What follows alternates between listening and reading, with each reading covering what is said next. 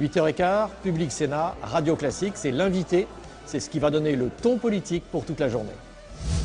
J'ai le plaisir de vous retrouver au début de chaque séance pour vous faire vivre en direct de l'hémicycle les temps forts des textes qui sont discutés par les sénateurs. Et puis je vous donne également rendez-vous pour une nouvelle émission, À nous le Sénat. Elle donne la parole aux sénateurs Nouvelle Génération, élus en septembre 2011. On refait la séance, les réactions à chaud des ministres et des parlementaires à leur sortie de l'hémicycle. Tous les vendredis, Parlement Hebdo, 45 minutes d'actualité politique et parlementaire. L'Europe, ce n'est pas que la crise de la dette et la bureaucratie. C'est aussi 500 millions de citoyens que je vous propose de rencontrer au travers de 2 rendez-vous, Europe Hebdo et Enquête d'Europe. Dans Déshabillons-les, je déshabille les politiques et ils se déshabillent aussi. Mais toujours en tout bien, tout honneur. Alors un lieu, une histoire, c'est un lieu, un territoire connu ou inconnu, là où c'est écrit l'histoire. Un lieu, une histoire, ce sont également des hommes et des femmes, ceux qui ont fait cette histoire. Un lieu, une histoire, c'est pour mieux connaître et mieux comprendre l'épopée d'un pays, avec également tous ceux qui aujourd'hui perpétuent sa mémoire. Itinéraire 10, je vous emmène à la rencontre d'une France inattendue, des modes de vie qui évoluent, un patrimoine qui se transforme, un regard nouveau sur vos territoires. Preuve par 3, chaque mardi en direct, c'est avec l'agence France Presse l'occasion pour les hommes politiques de venir faire leurs preuves. Génération République, c'est le rendez-vous du vivre ensemble vu par les jeunes. Un monde de bulles, c'est la seule émission du PAF entièrement consacrée à la bande dessinée. La politique c'est net, c'est le rendez-vous des gazouilleurs et des connectés. Tout ce que vous avez voulu savoir sur le web sans jamais avoir osé le demander. Les Pieds sur Terre, c'est le magazine des initiatives écolo. Le 19h, c'est tous les jours la synthèse de l'actualité politique et également des travaux du Sénat. À 22h, je vous dévoile toute l'actualité, bien sûr, c'est du lundi au jeudi. Rendez-vous à 22h donc. La saison Public Sénat 2012-2013, c'est quand les neurones prennent le pouvoir. En œuvre ce qu'il a annoncé hier. On a encore une fois un président de la parole, on a besoin d'un président qui a du courage et qui est un président des actes, de l'action. Et là, il n'y a rien de tout ça. D'autres, à droite, ont choisi la main tendue, prêts à soutenir le nouveau cap du président. Quand j'entends parler de politique de l'offre, de soutien aux entreprises, de simplification, je suis prêt à soutenir et à dire oui, c'est la bonne direction pour la France. Et si c'est une prise de conscience, et si elle est solide, et si elle est sérieuse, objectivement, on ne peut qu'accompagner cette démarche. Il a enfin reconnu qu'il ne fallait plus opposer l'économique et le social, que ces boîtes à outils successives étaient inefficaces. Bref, il a annoncé tourner le dos à la politique menée jusqu'à présent. Une démarche saluée qui doit pour tous encore faire ses preuves. François Hollande a bel et bien investi le terrain de la droite, au risque de déstabiliser également sa majorité. 30 milliards d'euros, 10 ou 50, difficile de s'y retrouver arithmétiquement après les annonces du président sur les allègements de charges pour les entreprises. Et au-delà du chiffre exact, une autre question se pose, où les trouver? Élément de réponse avec Cécile Sixou. Les entreprises en rêvaient, François Hollande le fait. Désormais, ce ne seront plus elles qui paieront pour la politique familiale. Dans 3 ans, elles seront complètement exonérées des 30 milliards d'euros de cotisations sociales. Une annonce saluée par le président du MEDEF. Je salue le mouvement vers l'emploi et donc vers l'entreprise et donc vers la compétitivité d'entreprise. Et donc vers la compétitivité du terreau France qu'il faut absolument mener. Actuellement, les entreprises financent la politique familiale à 64%.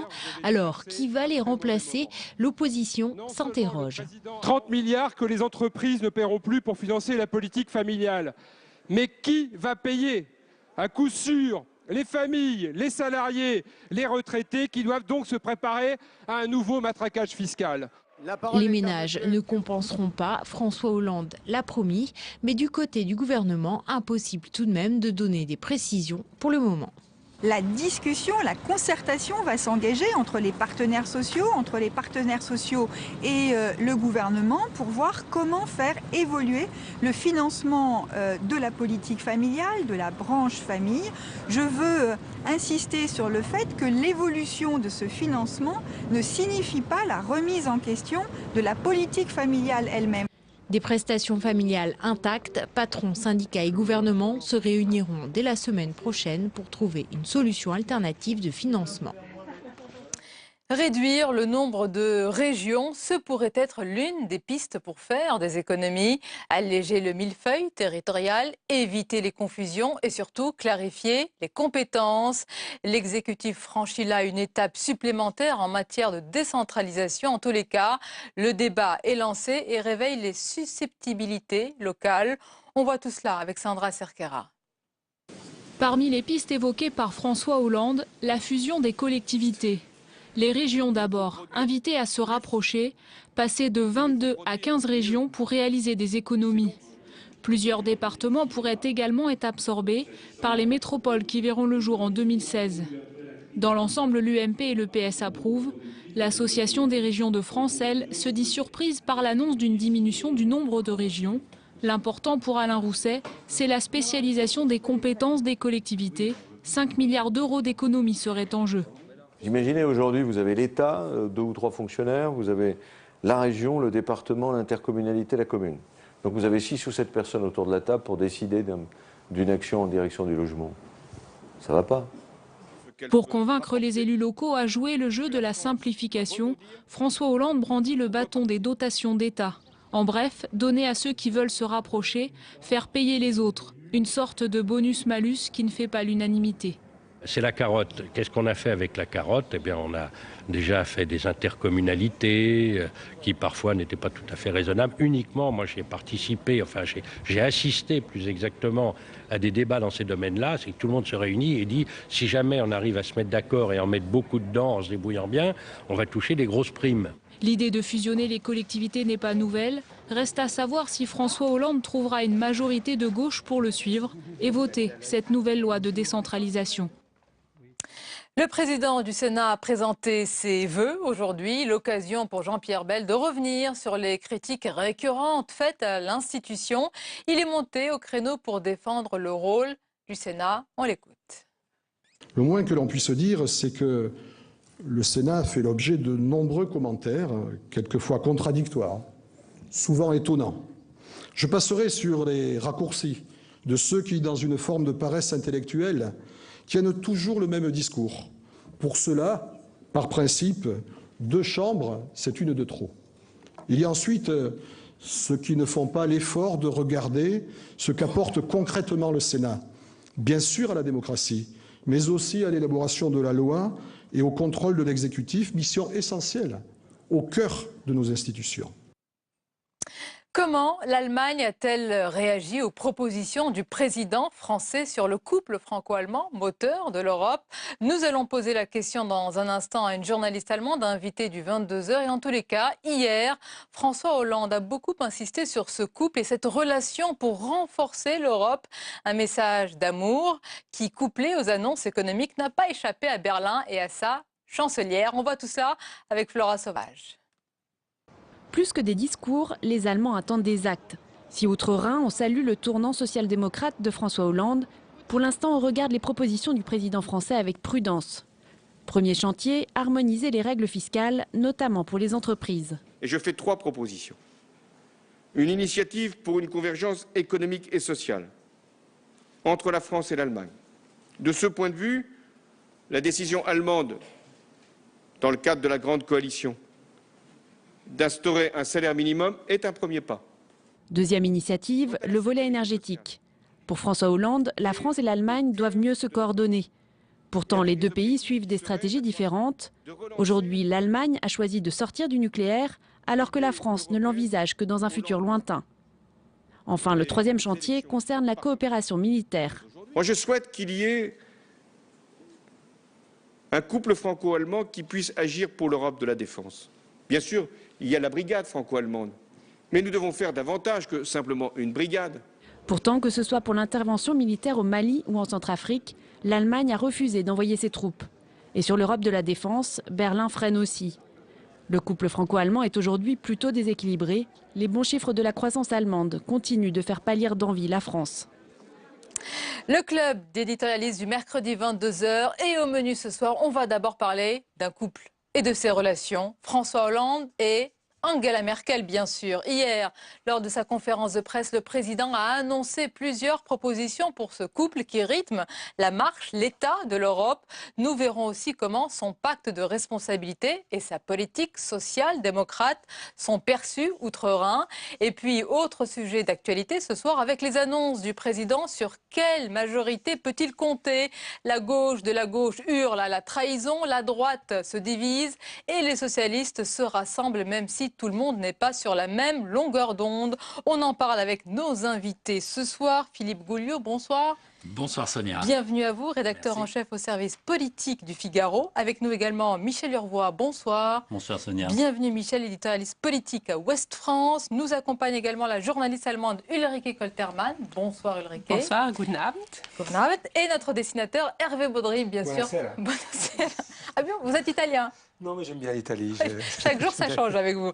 Alors, messieurs, madame, d'abord, Ulrike Koltermann, vous avez le sourire. Et l'Allemagne aussi, il paraît. La chancelière Angela Merkel, après la conférence de presse du président Hollande, elle avait un grand sourire. Oui, c'est un peu la satisfaction parce que c'est quand même de l'ironie. Ça fait longtemps que Hollande a fustigé la politique de l'austérité et finalement, il semble avoir compris que c'est une étape nécessaire. Donc en Allemagne, c'est quand même le grand soulagement. On se dit quand même, ça fait un peu tard que la France comprend que c'est peut-être un peu dépensière dans le passé et qu'il faut faire des économies, mais c'est quand même un pas dans la bonne direction. Le message en résumé dans la presse allemande, vous allez me dire si c'est le cas, aujourd'hui c'était l'Allemagne avait raison et la France le reconnaît enfin. Finalement, les titres, c'était plus sur la vie privée. Désolée, mais c'est comme ça. Nous aussi, on n'a pas échappé. Mais dans un deuxième temps, oui, c'était ça, soulagement en Allemagne. La France a compris et maintenant, il faut attendre la mise en œuvre. On a un satisfecit de Berlin depuis les annonces de François Hollande, Philippe Gouliot. Oui, absolument. Un satisfecit prudent, évidemment, parce qu'on attend des actes. Mais c'est d'ailleurs un peu comme en France. Beaucoup de gens disent c'est très intéressant, mais maintenant, allez, du concret. Et effectivement, les réactions quand même en Allemagne ont été positives. La CDU d'Angela Merkel et le SPD saluent, je cite, le changement de cap et les annonces courageuses. Courageux, c'est pas rien, c'est pas rien. Schröderisme à la française. Oui, absolument. Mais on a l'impression que quand même, ils ont mis beaucoup trop de temps à se trouver, ces deux-là. Angela Merkel et François Hollande. Et au fond, il y avait autrefois une procédure de dialogue qui s'appelait les rendez-vous de Blasheim, je crois. C'était un village où Chirac, c'était sous la cohabitation, donc il y avait Chirac et Jospin et Schröder. Ils avaient pris l'habitude de se voir. La première rencontre avait eu lieu là à Blasheim. Et ensuite, ils se voyaient tous les mois, toutes les 5 semaines. Et c'était quand même une façon de mettre tout sur la table et d'arriver, par exemple, au Conseil européen avec une position qui pourrait reprendre. Ça serait pas mal. Ça serait bien, tout à fait. Les Français et les socialistes français ont peut-être un peu trop vite pensé que ce seraient les sociodémocrates allemands qui remporteraient les élections aussi. Donc ils n'ont pas jugé nécessaire peut-être d'entreprendre ce genre de démarche. Pourtant, les meilleurs couples sont les couples à front renversé. Absolument. J'ai déjà dit ça de multiples fois, mais c'est vrai que Giscard, Schmitt, Mitterrand, Kohl, Chirac, Schröder... Voilà, pourquoi pas Hollande, Merkel maintenant. Hervé Baudry, qu'est-ce qui se passe? Clap, clap, on applaudit. Voilà, le social-démocrate. Avec les lauriers. Avec le cas. Oui, j'ai pas fait de faute. Très bien, très bien. Il faut une dette aussi. Est-ce que ça devrait donc mieux se passer entre les deux dirigeants? À la fois, ça serait mieux pour la France et l'Allemagne, et surtout pour l'Europe, parce que le couple franco-allemand, c'est le moteur de l'Europe. Je pense que ça facilitera le travail de relance européen. Parce qu'on parle de la même chose et parce qu'on tendra à converger, en tout cas si les propos, les intentions entrent dans les faits. Donc je pense que pour l'Europe, c'est plutôt un facteur dynamisant.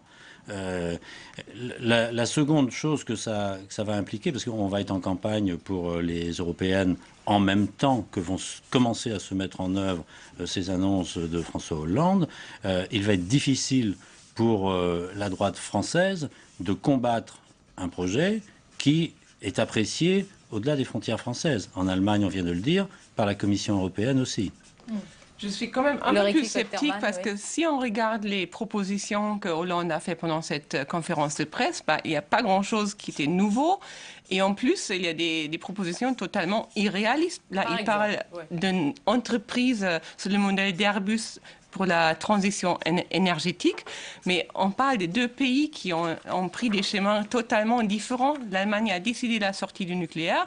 La France est toujours très très dépendante du nucléaire. Comment les deux veulent établir une entreprise de la transition énergétique? C'est juste quelque chose qui va probablement jamais se réaliser. Et ça, c'est juste un exemple. L'harmonisation fiscale, c'est quelque chose, on en a parlé déjà sous Sarkozy, pas de résultat, ça ne va pas changer non plus. C'est un vœu pieux, selon vous. Oui, voilà, c'est des jolis mots pour l'instant. Je mets ensemble quand même vers cette transition énergétique. Oui, mais ce sont des anciens projets.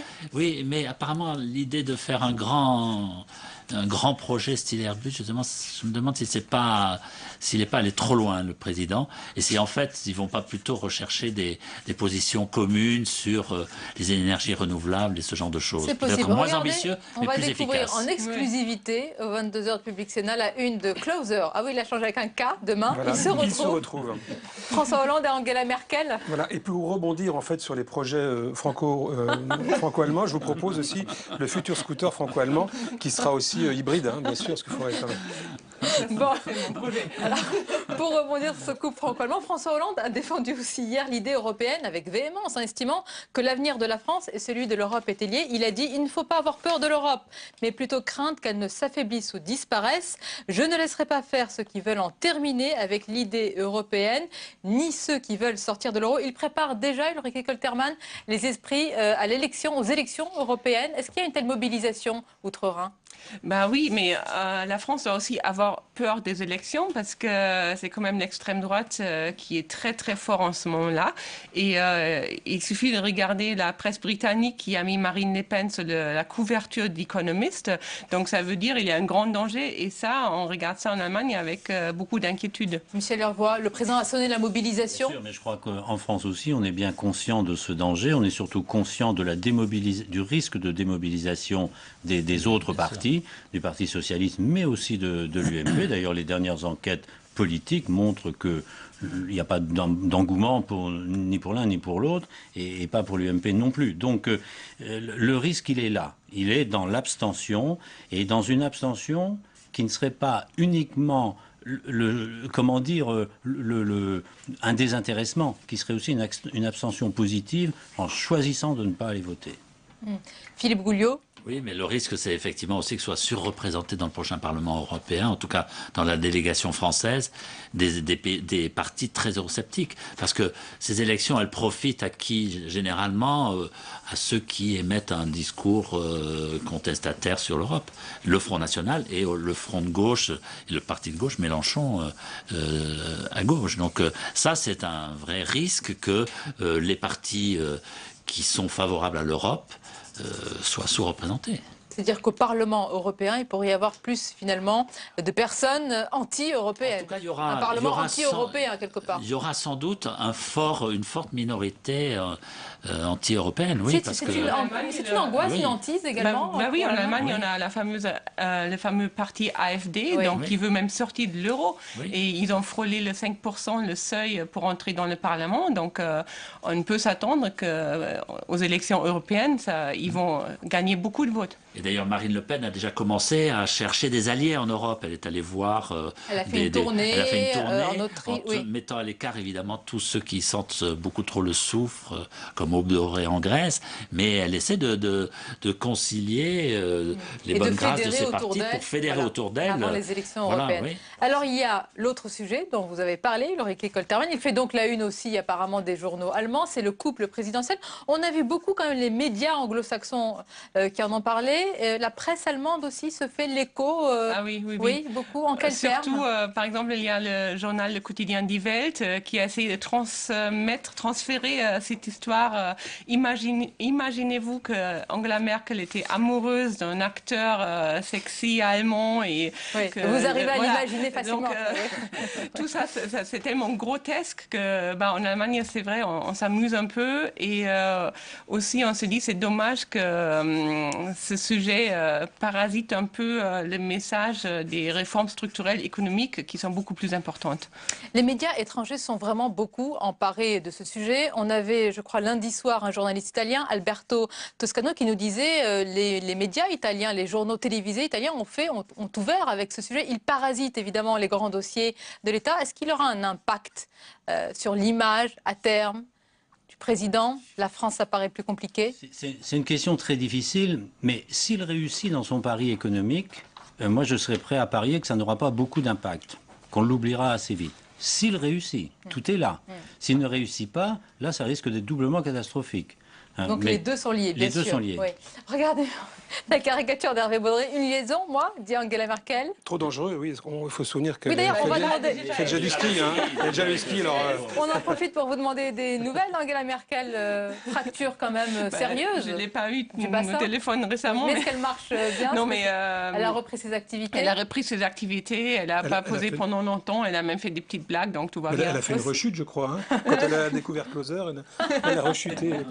Mais Ulrike Kolgermann, le statut de première dame, il est réglé chez vous. On ne voit pas souvent déjà, on a un premier mari. Hein. Ou plutôt monsieur Joachim Sauer. Voilà, c'était la grande erreur de Sarkozy. Il a appelé monsieur Merkel en public. C'était un peu gênant. Il s'appelle Herr Sauer. Ouais. Et donc, oui, le statut est réglé. De toute façon, il ne joue pas un grand rôle en Allemagne.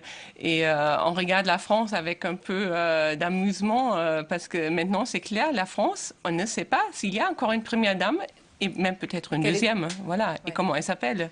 Et quel est le statut, surtout, Michel Hervois? Je voyais tout à l'heure là sur l'AFP donc une déclaration de Cécilia Attias qui avait dit qu'il fallait clarifier ce statut de première dame, donc l'ex-femme de Nicolas Sarkozy. Il n'y a pas de statut. Il n'y a pas de statut. Il y a une coutume.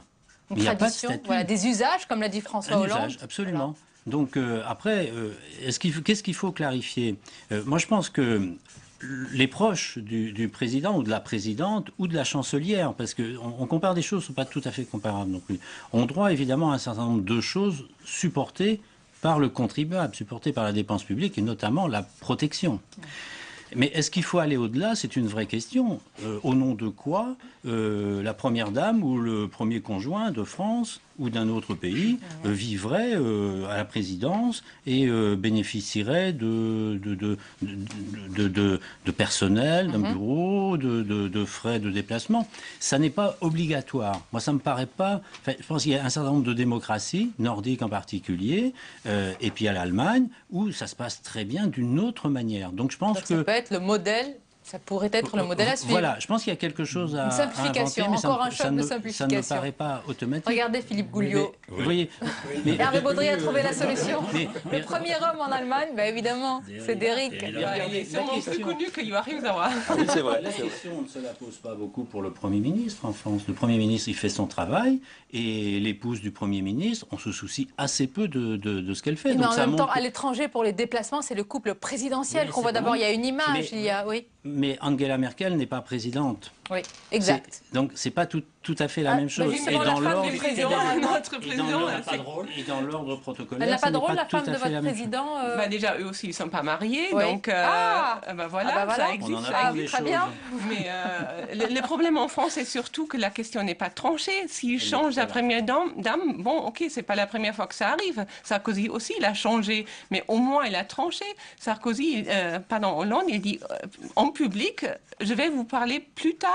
Donc c'est ça qui est grave. Il faut aussi comprendre qu'il y a un aspect émotionnel et une situation compliquée. Voilà. Eritrea Veller est à l'hôpital.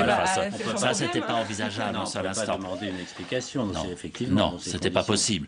Donc il a annoncé qu'il trancherait la situation, qu'il clarifierait les choses avant le 11 février. Mon Dieu, on peut attendre encore un peu quand même. Peut-être pour conclure sur ce sujet, la caricature d'Hervé Baudry. Un petit témoignage anglo-saxon. Ah, Bill Clinton. Oui, Bill Clinton va traverser l'Atlantique, parce qu'il va bientôt avoir un voyage aux États-Unis, donc on sera curieux de savoir ce qui va se passer. Mais lui, donc, il a son cigare, son histoire de cigare qui le poursuit.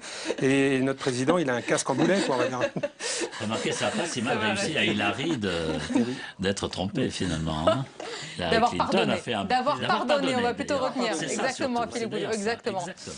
Alors, l'autre sujet, évidemment, c'est le président qui cherche sa majorité, François Hollande, au lendemain de sa conférence de presse et avec son pacte de responsabilité, colonne vertébrale, on l'aura compris, de la suite de son quinquennat. Eh bien, le président est critiqué sur sa gauche, plutôt soutenu au centre, et puis parmi les socialistes, évidemment.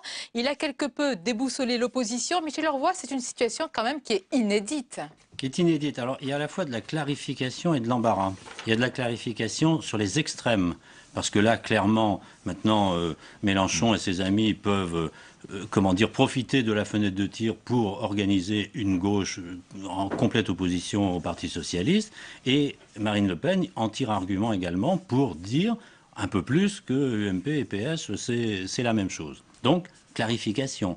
Mais embarras entre les deux. Embarras au PS, où il y a une aile gauche quand même qui n'est pas tout à fait sur cette ligne-là, et c'était d'ailleurs le problème de François Hollande, dont les idées, dont le projet était quand même un petit peu en décalage avec sa majorité et avec sa campagne, et puis embarras à l'UMP, où il serait quand même un peu difficile de s'opposer à un accord avec le MEDEF, par exemple, ou à des engagements qui feraient plaisir aux Allemands ou à la Commission européenne. Donc là, je pense que... Et on a entendu toute la nuance des positions aujourd'hui, c'était assez intéressant. Ah oui, les 50 nuances de bleu à l'UMP. Absolument. Hier soir, sur ce plateau, Gérard Larcher qui disait « Je ne prends pas la main tendue par le président, j'attends de voir ». Jean-Pierre Raffarin qui a dit « Chiche, s'il le fait, on le suit ». Et Jean-François Copé qui est vraiment complètement... qui remet en cause la parole et la sincérité du président. Et qui avait déjà réagi avant même la fin de la conférence de presse. Donc je pense que son texte était déjà écrit. On va juste écouter peut-être, et on va réagir après à tous ces partis, la réaction et la réponse de Jean-Luc Mélenchon au lendemain de toutes ces annonces, au lendemain de la conférence de presse du président Hollande. C'était ce matin sur RTL, on l'écoute. C'est le coup de barre à droite le plus violent qu'on ait vu de la part d'un gouvernement de gauche depuis Guy Mollet. C'est véritablement là une petite ruse de sa part. La vérité, c'est que c'est une tromperie géante. On n'a jamais vu quelque chose de ce niveau. Vous rendez-vous compte qu'il a démarré avec le discours contre la finance et qui termine par des cadeaux sans contrepartie au patronat. L'extrême gauche a pris un gros coup sur la tête, là. Oui, au moins, c'est clair. Pour Mélenchon, c'est clair et au fond, ça peut le servir. Il va avoir du mal avec le Parti communiste, ses alliés communistes, dont certains, évidemment, sont très critiques sur le tournant ou du moins les annonces faites par François Hollande, mais qui, malgré tout, ont des alliances locales avec le PS. Donc, lui va essayer finalement de forcer les choses et de s'emparer du front de gauche avec les communistes les plus critiques. Non, pour lui, c'est finalement presque idéal. Il entre dans une opposition frontale, il y était déjà, mais au moins il l'assume autant que François Hollande. Il entraîne peut-être ses amis communistes avec lui. Une partie, les durs, les plus durs. Et puis voilà, ça va être, on va beaucoup l'entendre. Il a de la faconde, il sait y faire. Mais voilà. Au municipal, ça va être compliqué. Mais au municipal, ça va être très compliqué. S'ils veulent être élus, ils ont souvent intérêt à faire alliance avec le Parti socialiste. À mon avis, c'est là où il a un problème avec les communistes. Et finalement, lui a peu de chances d'avoir beaucoup d'élus. Lui, Mélenchon, le Parti communiste, à mon avis, ils sauveront les meubles et ils iront quand même dans une alliance, on peut penser, avec le Parti socialiste. Michel, on voit plus qu'une proposition économique, ce pacte de responsabilité. On l'a compris, c'est un pari, un défi politique. Il met au défi toutes les sensibilités politiques avec ce pacte proposé aux entreprises avec des contreparties, on le rappelle, en termes d'emploi. Et pour la droite, est-ce que ce n'est pas un petit peu le baiser de la mort, le piège terrible? Si vous n'acceptez pas cette main tendue, que vont dire les Français alors que c'est pour l'emploi? Et si vous l'acceptez pendant une année électorale, ça va être très difficile après. Oui, mais je pense que c'est un petit peu je te tiens par la barbichette. C'est-à-dire que pour François Hollande peut effectivement diviser la droite relativement entre ceux qui seraient prêts à pactiser au nom de l'intérêt national et en passant au-dessus de l'intérêt partisan. Mais la droite aussi, en disant chiche à François Hollande, peut accentuer une cassure au sein de la gauche. C'est peut-être un acte fondateur, au fond, ce qu'on a eu aujourd'hui. L'avenir le dira. Mais on est peut-être à la naissance de deux formations de gouvernement, centre-droit, centre-gauche, et entourées de formations plus ultra sur l'aile droite, sur l'aile Alors gauche. c'est pour ça que c'est très intéressant avec ce qui s'est passé, ce qui se passe chez vous, Après tout, Ulrike c'est quand même une stratégie classique. Voilà, il pique les sujets de l'opposition. C'est pas nouveau, tout le monde fait ça. Mais il faut regarder aussi le moment où il le fait. Président socialiste, enfin, c'est assez nouveau, oui. Oui, c'est nouveau, mais c'est quelque chose que Merkel fait depuis longtemps. C'est quand même Merkel qui a décidé la sortie du nucléaire. C'était un sujet qui était classique pour les Verts. Et du SMIC aussi. Et le SMIC, pareil, c'était une idée des social-démocrates. C'est Merkel qui va le réaliser. Donc ça, la stratégie n'a rien de nouveau. Ce qui est nouveau, c'est Hollande a finalement choisi un moment pour oser affronter tout le monde. Et c'est au moment où il n'a rien à perdre. Donc finalement, c'est facile pour lui. Il a perdu aussi, quand même, il peut perdre sa majorité. Oui, mais au niveau de popularité, il reste pas grand-chose à perdre. Sa popularité, bien sûr, ça, il peut difficilement perdre. Mais la majorité, en revanche, elle peut lui donner du fil à retordre, parce que, évidemment, la gauche de la gauche, le Parti communiste et le Front de gauche, bon, ils seront à l'extérieur, mais à l'intérieur même du PS, ils ne sont pas dans la majorité, donc ça ne pose pas trop de problèmes, mais à l'intérieur du PS, il y a une aile gauche qui est quand même très réticente à tout ça, qui le dit, et qui va probablement demander des contreparties. Ils vont râler, mais demander aussi des contreparties sur d'autres textes. Non, mais il y a la menace nucléaire de François Hollande. La dissolution, le 49.3. La dissolution. La censure, puisque ça se fera comme ça. J'engage la confiance du gouvernement. Si vous ne la votez pas, on retourne devant les électeurs. Qui est prêt à y aller ?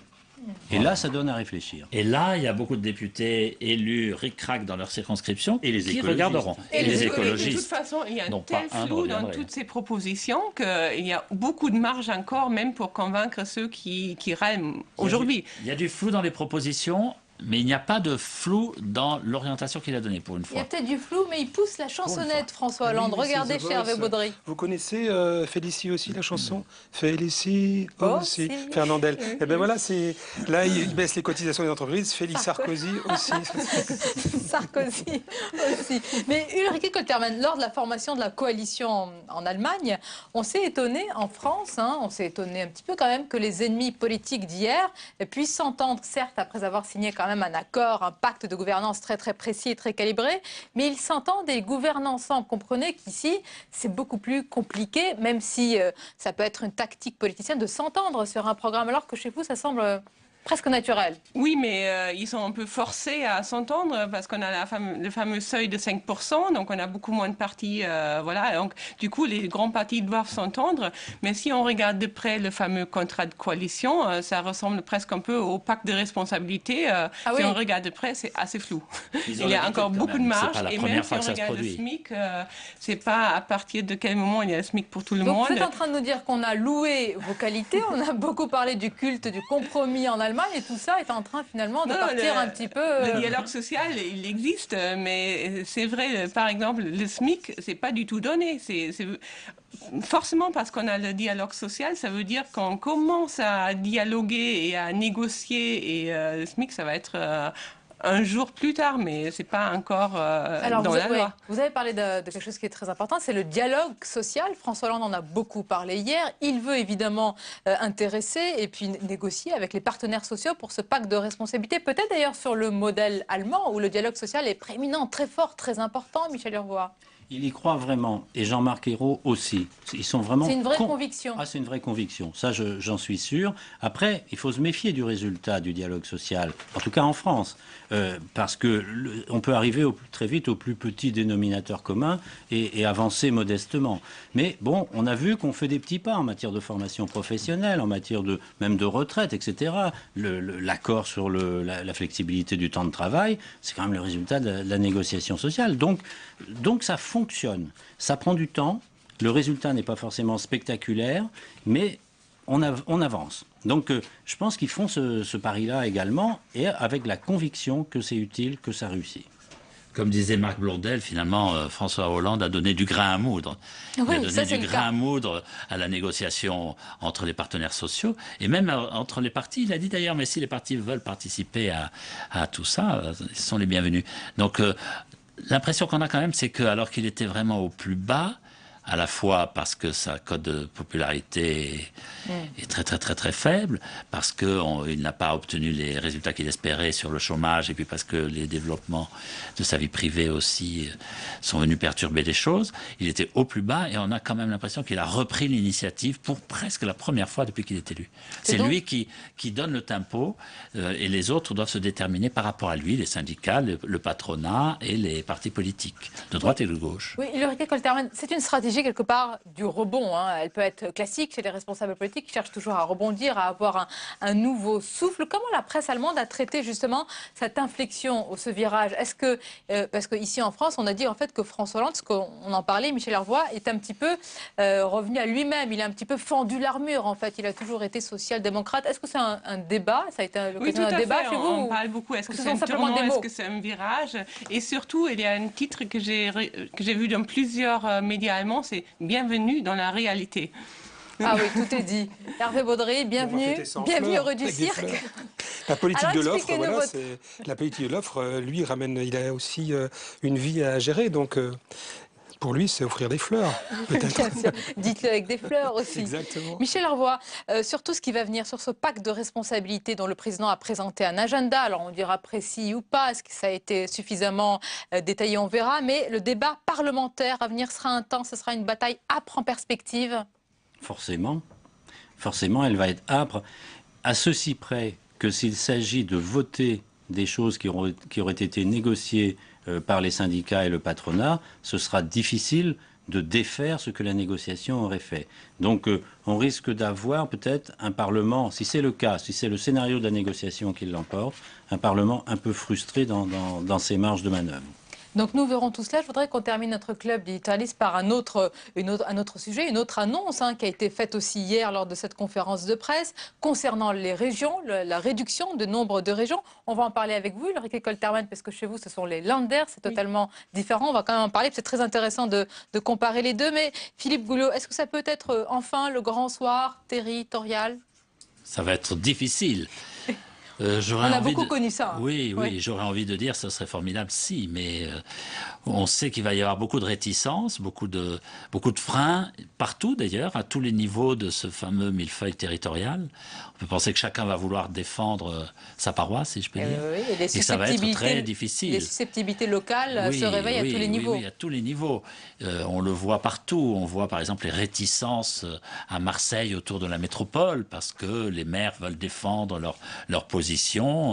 Voilà. Au fond, il y a eu l'exemple quand même assez intéressant du Rhône et de Lyon, où il y a eu la métropole de Lyon qui s'est faite presque sans qu'on s'en rende compte, par Gérard Collomb et Michel Mercier, deux sénateurs d'ailleurs, qui doivent connaître ce que c'est que les arrangements. Oui.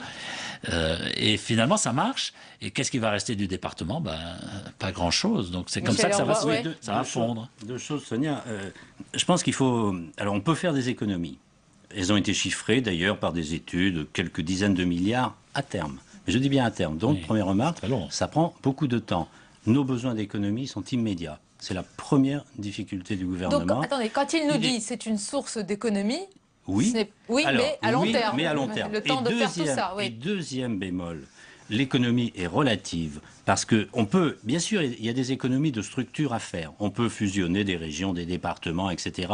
On peut même fusionner des services de l'État avec des services départementaux aujourd'hui dans le domaine du social, de la sécurité sociale, la santé, etc. On peut faire plein de choses.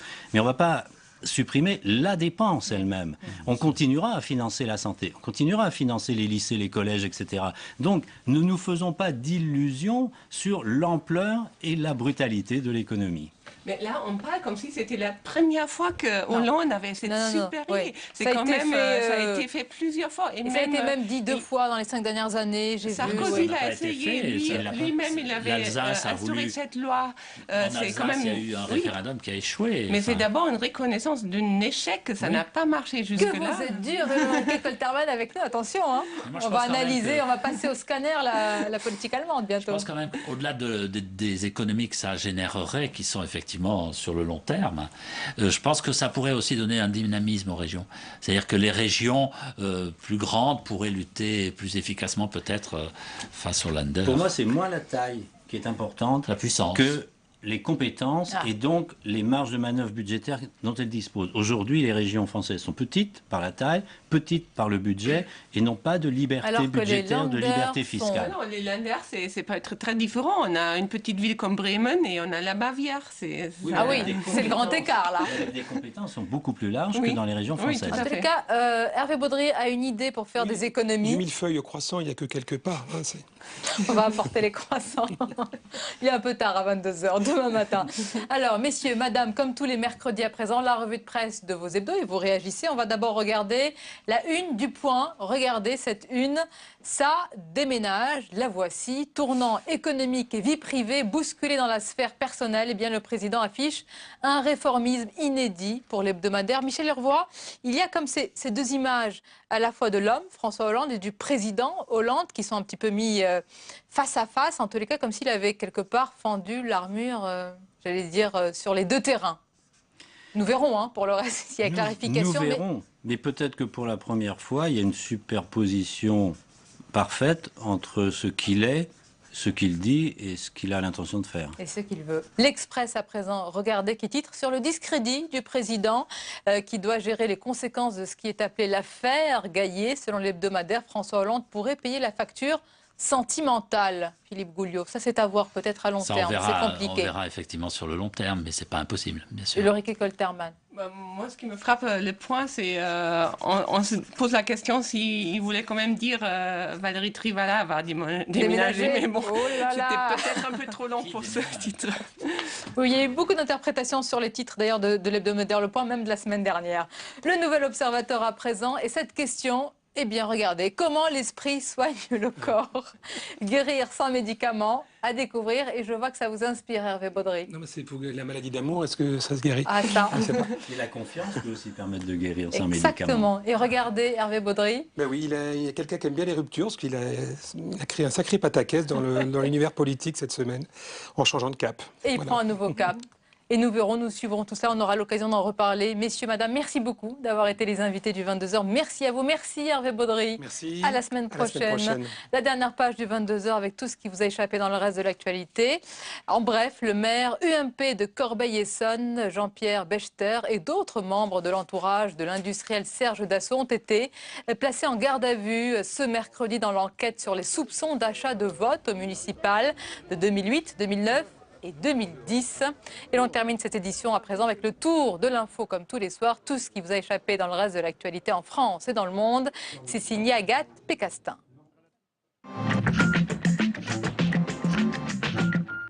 Polémique sur la vie privée du président de la République, acte 2. Julie Gaillet n'intégrera pas la Villa Médicis. L'actrice avait pourtant été choisie pour siéger au jury de la prestigieuse institution. Une nomination proposée par le directeur de l'Académie de France à Rome, mais finalement rejetée par la ministre de la Culture. Au vu des circonstances, eh bien, j'ai décidé que cette proposition qu'il a faite ne serait pas suivie d'effet.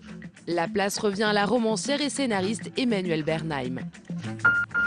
Le général Pierre de Villiers a été nommé chef d'état-major. À 57 ans, il obtient le poste le plus haut gradé de l'armée française. Il succède à l'amiral Édouard Guillot, atteint par la limite d'âge. Grand responsable de la réforme de l'armée, il est aussi le frère cadet d'un certain Philippe de Villiers. Alcatel-Lucent revoit à la baisse son plan social. Ce sera moins de 700 postes supprimés au lieu des 900 prévus. L'équipementier en télécommunications en grande difficulté avait annoncé en octobre dernier son plan de restructuration. Michel Combes, directeur du groupe, a affirmé que la mobilisation des pouvoirs publics a donné des résultats. De son côté, l'entreprise Altran a annoncé qu'il allait intégrer dans ses équipes environ 170 ingénieurs d'Alcatel. Autre plan social en cours, chez PSA cette fois, la direction serait parvenue à reclasser les 1400 salariés de l'usine de Rennes, concernés par le plan de sauvetage de l'emploi annoncé en juillet 2012. Du côté des syndicats, cette annonce ne semble pas rassurer. La CFDT affirme que la spirale de suppression d'emplois va continuer. Le sort de Vincent Lambert est entre les mains de la justice. Le tribunal administratif de Châlons-en-Champagne devra se prononcer demain sur la fin de vie de ce tétraplégique de 37 ans. Deux camps s'opposent. D'un côté, les parents du jeune homme ne peuvent se résoudre à l'euthanasie passive. De l'autre, le corps médical, en accord avec sa femme et son neveu, plaide pour. Ça fait plus d'1 an que les choses traînent. Voilà, il y a un moment, il faut juste prendre en compte le souhait de Vincent qui attend depuis 1 an, encore une fois, qu'on mette fin à ses jours, qu'on respecte sa volonté. Un sujet sensible évoqué hier par le président de la République.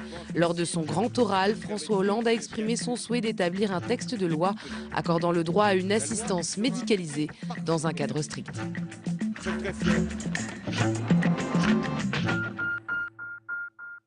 Et on arrive à la fin de ce journal. Merci de nous avoir suivis. Merci de votre fidélité. Tout de suite l'émission Déshabillons-les. Belle et douce soirée à vous. À demain, avec plaisir, bien sûr.